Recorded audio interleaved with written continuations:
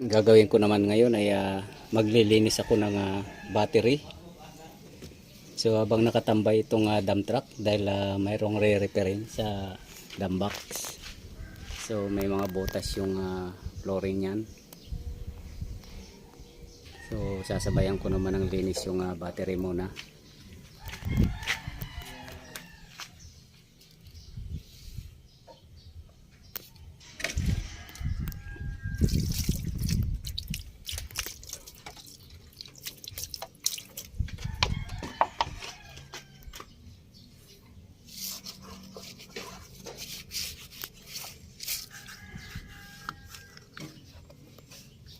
Marintik dyan.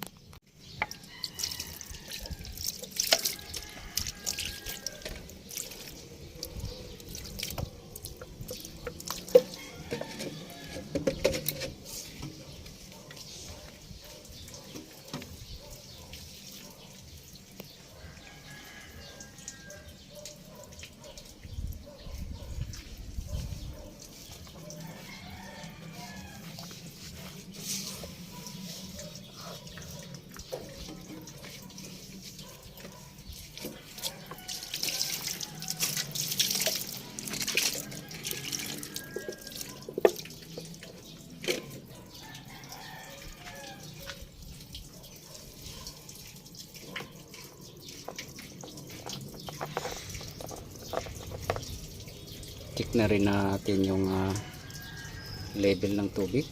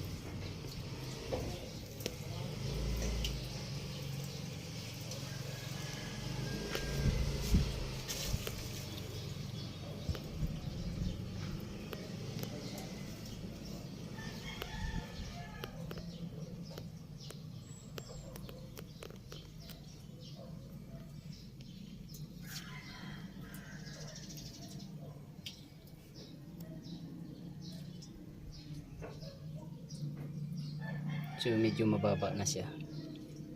So ang itatap up dito ay distilled water lang, hindi battery solution.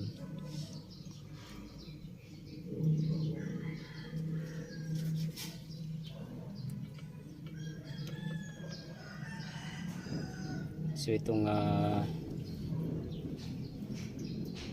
vent na nito ay dapat free siya, hindi siya barado. So ayan may siya, butas. Kasi ito yung singawan, once na masyadong mainit yung battery, iinit kasi yan kapag nabarahan itong na itong mga butas. Dapat walang bara ng alikabok yan.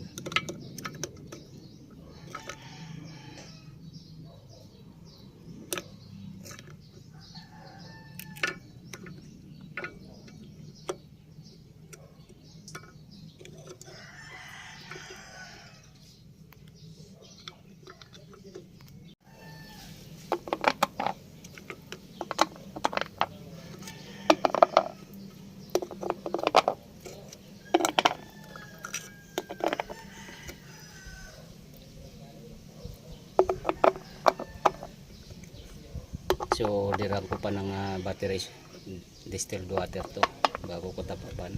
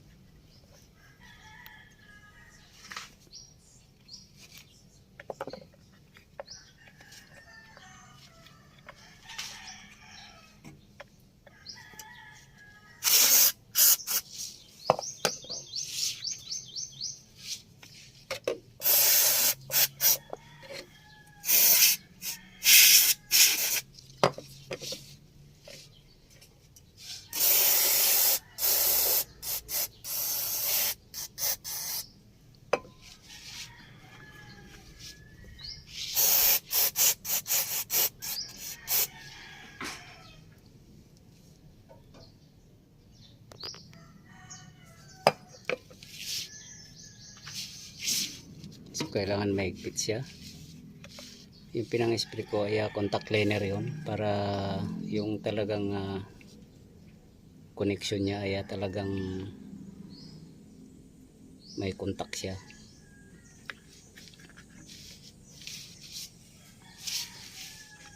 Kasi pag minsan kasi mayroong mga langis-langis sa pagitan, so at least metal to metal talaga yung tingga tsaka itong poste, itong battery terminal ay talagang nagkukontak siya.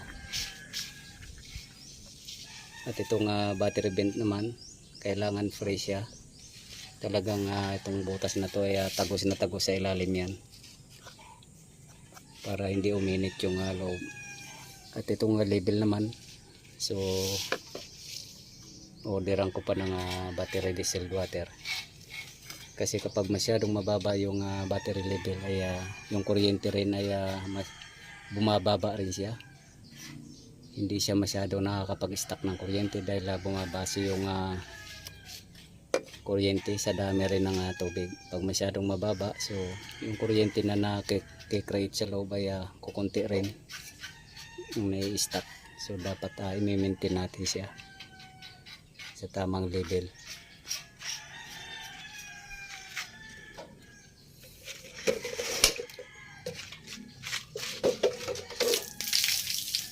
So itong battery naman ay condition pa naman siya. So part ng PMS lang yung ginawa ko para tumagal yung battery.